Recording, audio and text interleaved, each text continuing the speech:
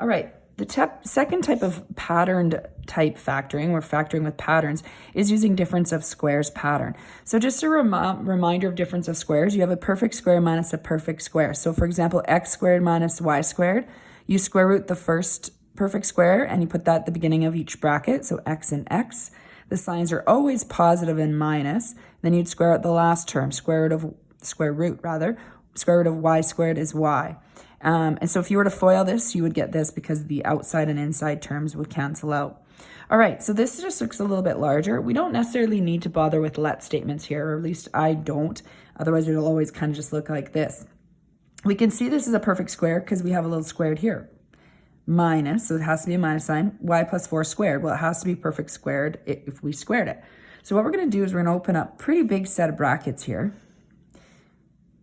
And we're going to fill this in. So if I square root 2x minus 1 squared, that just means 2x minus 1. So we've square rooted that. We've cleared off the squared. The signs are still plus or minus as always. Now I'm going to square root y plus 4 squared. So to square root that, we're just getting rid of that squared. Okay, now we're going to just clean up inside those brackets there. So we're going to remove the brackets. So 2x minus y plus 4. Nothing changed there.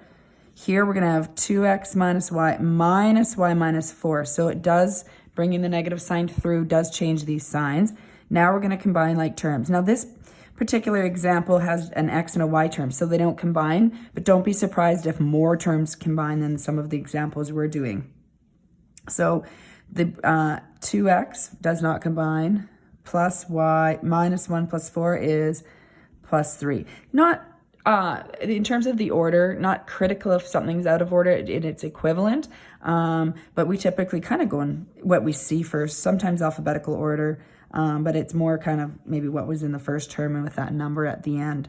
Okay, so then here we have 2x minus y, nothing else combined, minus 1 minus 4 is minus 5. So there's your final answer.